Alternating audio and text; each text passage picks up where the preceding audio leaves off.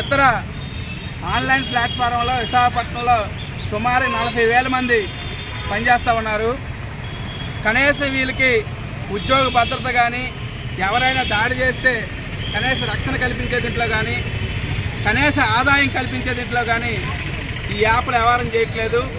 ఇప్పటికి already New Delhi high court స్పష్టంగా పేర్కొంది, కనీస ఆదాయం సమకూర్చాలి గిగ్ వర్కర్స్కి. ఎందుకంటే వాళ్ళు కూడా కార్మికులే. మిగతా వాళ్ళకి ఎలాగైతే కనీస వేతనాలు కల్పిస్తారో ఆ రకంగా కనీస ఆదాయం కల్పించాలని చెప్పేసి ఈరోజు ఢిల్లీ హైకోర్టు తీర్పిచ్చింది. ఇప్పటికే పక్కనే ఉండే కర్ణాటక అలాగే రాజస్థాన్ రాష్ట్రాల్లో గిగ్ వర్కర్స్ అందరికీ సంక్షేమ పథకాలు అమలు చేయాలని చెప్పేసి వెల్ఫేర్ బోర్డులు ఏర్పాటు చేశాయి. అలాగే పక్కన ఉండే కర్ణాటక ఈరోజు కనీస వేతనాలు కానీ, పిఎఫ్ కానీ, ఈఎస్ఐ కానీ అలాగే ఎంత రేటు ఉండాలని చెప్పేసి తెలియజేస్తూ చట్టాలు చేశాయి. మరి మంచి ప్రభుత్వం అని చెప్పుకుంటున్న మన రాష్ట్ర ప్రభుత్వం ఎందుకు జోక్యం చేసుకోదు, ఎందుకు చట్టం చేయదని చెప్పేసి అడగదలుచుకున్నాం. అలాగే ఇక్కడుండే విశాఖపట్నంలో ఉండే స్విగ్గీ యాజమాన్యం కనీసం మెమోరాండం తీసుకోవడానికి కూడా వ్యవహారం చేయట్లేదు. మేము అప్పుడు ఆ రోజే కలెక్టర్ గారికి లెటర్ ఇచ్చాం. ఈరోజు కనీసం మెమోరాండం ఇస్తే తీసుకోకపోతే మేము ఆ గోడకి ఆఫీస్ గోడకి అంటించి వచ్చే పరిస్థితి ఉంది. ఇంతకుముందు అదాని కోర్టులో కూడా ఆ రకంగా వ్యవహారం చేసేవారు. ఇప్పుడు నోరు మూసుకొని మెమోరాండం తీసుకొని చర్చిస్తూ ఉన్నారు. కానీ స్విగ్గీ పైన కూడా జిల్లా కలెక్టర్ గారు వెంటనే జోక్యం చేసుకొని చర్యలు తీసుకోవాలని చెప్పి చేస్తూ ఉన్నాం. ఈరోజు గిగ్ వర్కర్స్ అందరూ అడుగుతుంది ఏంటి, కిలోమీటర్కి ఎంత రేట్ ఇస్తారో షో చేయమని అడుగుతున్నారు. అంటే ఇది ఎవరైనా ఒక హోటల్కి వెళ్తే టీ 10 రూపాయలు, టిఫిన్ 20 రూపాయలు అని షో చేసి పెడతారు బోర్డు. అటువంటి బోర్డు పెట్టకపోతే వాళ్ళ మీద క్రిమినల్ చర్యలు తీసుకోవాలని చెప్పేసి ఉంది.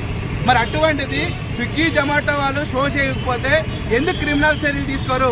ఎప్పటికే సిపి గారికి కూడా కంప్లైంట్ ఇచ్చున్నాం. ఎందుకు మేము ఎవరైనా అలా క్రైమ్ చేస్తే మా మీద కేసు పెడతారా? స్విగ్గీ జొమాటో మీద కేసు పెట్టరా? మీరు వెంటనే తక్షణం ఈరోజే స్విగ్గీ జొమాటో ఇద్దరి మీద కూడా క్రిమినల్ కేసులు పెట్టాలని చెప్పేసి కోరుతా ఉన్నాం.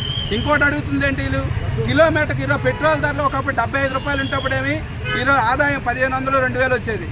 ఈరోజు అదే పెట్రోల్ ధరలు 108 రూపాయలు పెరిగిన తర్వాత ఈరోజు ఆదాయం 500, 600కి తగ్గిపోయే పరిస్థితి ఉంది.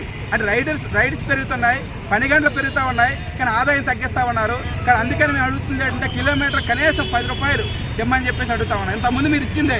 అలాగే పీక్ టైంలో 12 రూపాయలు ఇవ్వాలని చెప్పి ఈ రెండు మీరు ఇచ్చినవి అడుగుతున్నాం, కొత్తగా కాదు. అలాగే గుంటూరులో మన విశాఖపట్నం నగరం కంటే చాలా చిన్న నగరం, అది పట్టణం. అక్కడేమి ఇన్సెంటివ్ రోజుకి 350 రూపాయలు ఇస్తారు. మరి ఇక్కడ ఎందుకు ఎవరు? మరి ఆ రకంగా ఇక్కడ కూడా ఇన్సెంటివ్ ఇవ్వాలని చెప్పేసి అడుగుతున్నాం. రోజుకి ఒకే రకమైన ఇన్సెంటివ్ కాకుండా ఎక్స్ట్రా రాజ్యంగా వ్యవహారం చేస్తున్నారు. అందుకే ఇప్పటికైనా సరే జిల్లా కలెక్టర్ గారు జోక్యం చేసుకొని వెంటనే పరిష్కారం చేయాలని కోరుతున్నాం. ఇక్కడ కలెక్టర్ గారు వస్తున్నారు.